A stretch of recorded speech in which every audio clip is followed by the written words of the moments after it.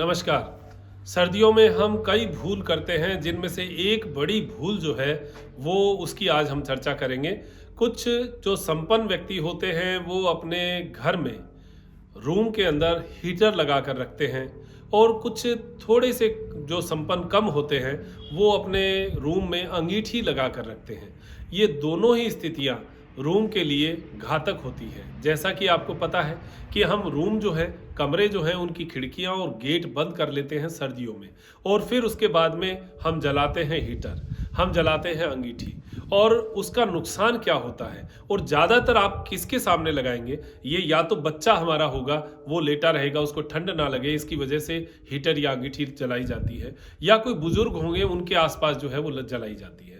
अगर आपका रूम का गेट खुला है, अगर आपकी खिड़कियां खुली हैं तो वो लगाएं तो इतना ज़्यादा नुकसान जो है उसका नहीं झेलना पड़ता। लेकिन अगर गेट बंद है, पूरा वैक्यूम हो जाता है, तो फिर क्या नुकसान होगा? इसका नुकसान ये होगा कि जो रूम के अंदर ऑक्सीजन है, यानी कार्बन डाइऑक्साइड बनती है हमेशा, वहाँ पर कार्बन मोनोऑक्साइड बननी शुरू हो जाएगी। डाई का मतलब ऑक्सीजन के दो अणु उसमें होते हैं, इसलिए दो, और एक अणु हो जाता है तो एक। तो ऑक्सीजन जो है उसमें जलनी शुरू होती है और उसके जलने से कार्बन मोनोऑक्साइड, जो कि बहुत ही घातक गैस जो है हमारे लिए है। आपने अखबारों में पढ़ा होगा, आमतौर पर सर्दियों में इसकी वजह से, अंगीठी की वजह से पूरा का पूरा परिवार रूम के अंदर सोया हुआ रह जाता है और बहुत बड़ा नुकसान जो है उस परिवार को झेलना पड़ता है। हमें इस ओर जागरूकता फैलानी चाहिए, हमें जागरूक रहना चाहिए कि हमारे रूम में कभी भी हीटर रात को जलाया हुआ नहीं छोड़ना है।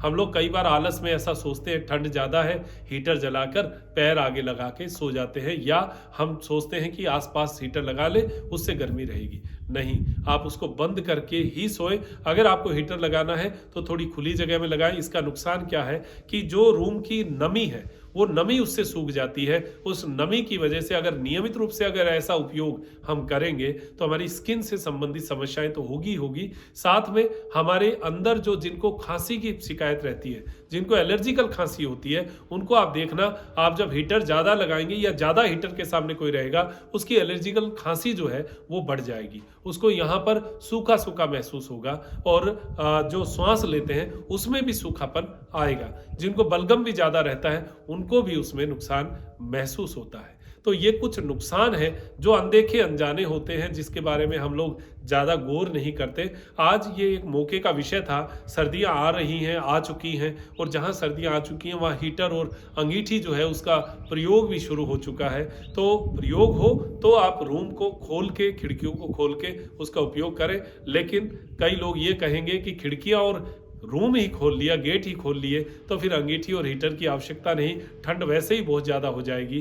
तो सही है, आप उसका उपयोग कम ही करें तो ज़्यादा बेटर है। हाँ, कई बार क्या होता है कि हमें छोटे मोटे काम के लिए, जैसे बाल धो लेते हैं या हाथों में मेहंदी वहंदी, हमारे घरों में जो माताएं बहनें मातृशक्ति लगाती हैं, उस समय ठंडक ज़्यादा हो जाती है, हाथों में ठंडक बैठती है।